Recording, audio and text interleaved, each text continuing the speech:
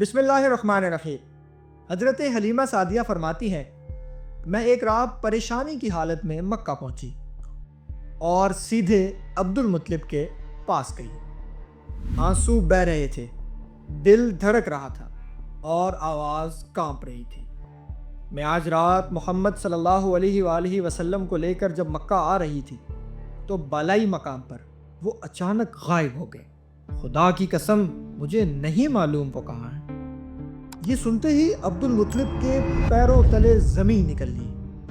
وہ خانہ کعبہ کی طرف دوڑے اور کعبے کے سامنے کھڑے ہو کر ہاتھ بلند کر دیے، اے رب کعبہ، میرے پوتے محمد کی حفاظت کرنا۔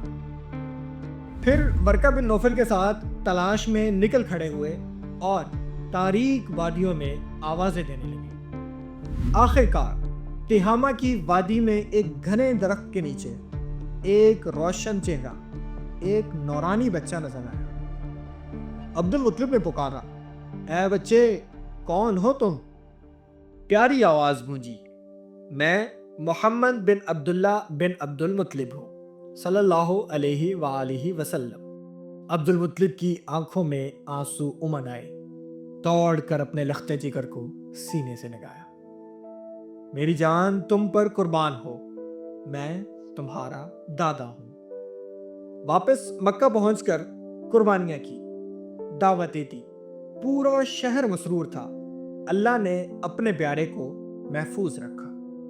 جب حلیمہ سعدیہ محمد صلی اللہ علیہ وآلہ وسلم کو واپس لے کر آئیں تو سیدہ آمنہ نے حیرت سے پوچھا، حلیمہ، ابھی تو تم چاہتی تھی کہ میرا بیٹا تمہارے پاس مزید رہے، لیکن تم اسے واپس کیوں لے آئی ہو؟ حلیمہ نے لرزتی ہوئی آواز میں کہا، میں اپنی ذمہ داریاں پوری کر چکی ہوں، لیکن ڈرتی ہوں کہ کہیں کوئی حادثہ نہ پیش آ جائے۔ سیدہ آمنہ نے سختی سے پوچھا، حلیمہ سچ بتاؤ، معاملہ کیا ہے؟ حلیمہ نے وہ عجیب و غریب واقعات سنانے شروع کیے جس کی وہ چشمدید گواہ تھی۔ پہلا واقعہ، ایک دن یہودیوں کی ایک جماعت راستے سے گزری۔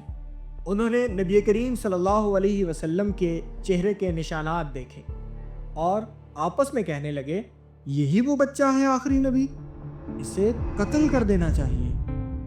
حلیمہ کا دل کانپ اٹھا۔ انہوں نے فوراً اپنے شوہر کی طرف اشارہ کر کے کہا، یہ اس بچے کے والد ہیں۔ یہودی چونک گئے کیونکہ کتابوں میں یہ لکھا ہوا تھا کہ آخری نبی یتیم ہوگی، لہٰذا وہ واپس پلٹ گئے اور اللہ تعالیٰ نے اپنے محبوب صلی اللہ علیہ وآلہ وسلم کی حفاظت کی۔ لیکن کہانی یہاں ختم نہیں ہوتی۔ دوسرا واقعہ، عکاظ کے میلے میں ایک یہودی نے نبی کریم صلی اللہ علیہ وآلہ وسلم کو دیکھا۔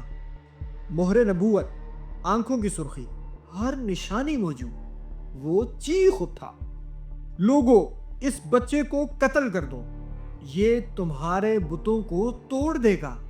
لوگ دوڑ پڑے، مگر اللہ نے اپنی قدرت دکھائی۔ وہ بچہ صلی اللہ علیہ وآلہ وسلم نظروں سے اوجھل۔ تیسرا واقعہ، ذی المجاز کے میلے میں ایک نجومی نے نبی کریم صلی اللہ علیہ وسلم کی مہر نبوت دیکھ لی۔ وہ جنون میں آ گیا، آپ صلی اللہ علیہ وسلم کی طرف لپکا، مگر اچانک وہ پاگل ہو گیا اور اسی حالت میں مر گیا۔ پھر وہ عظیم معجزہ جس نے حلیمہ اور ان کے شوہر کے دل دہلا دیے۔ دو فرشتے آئے، نبی کریم صلی اللہ علیہ وسلم کا سینہ چاک کیا، دل نکالا، شیطان کا حصہ نکال کر نور سے بھر دیا۔ سینہ دوبارہ بند کیا گیا لیکن نشان باقی رہا۔ اس واقعے کے بعد حلیمہ سعدیہ نے یہ فیصلہ کر لیا کہ بس اب اس بچے کو اس کی ماں تک پہنچانا ضروری ہو گیا ہے۔ کچھ ہی عرصہ بعد سیدہ آمنہ نے نبی کریم صلی اللہ علیہ وسلم کو مدینہ لے کر جانا چاہا، جہاں آپ کے والد گرامی کی قبر اور باقی رشتہ دار تھے، مگر وہاں دو یہودی آئے۔ انہوں نے خاموشی سے آپ صلی اللہ علیہ وآلہ وسلم کی نشانیوں کو دیکھا اور کہا، یہ اس امت کا نبی ہے اور یہ شہر اس کی ہجرت گاہ ہوگی، یعنی مدینہ۔ آمنہ کا دل دہل اٹھا۔ انہوں نے فوراً واپسی کا سفر شروع کیا، لیکن راستے میں ابا کے مقام پر سیدہ آمنہ کا وقت رخصت آ گیا اور یتیمی کا غم پھر سے ٹوٹ کر برس پڑا، یعنی ننھے محمد ماں کی محبت سے بھی محروم ہو گئی، صلی اللہ علیہ وآلہ وسلم۔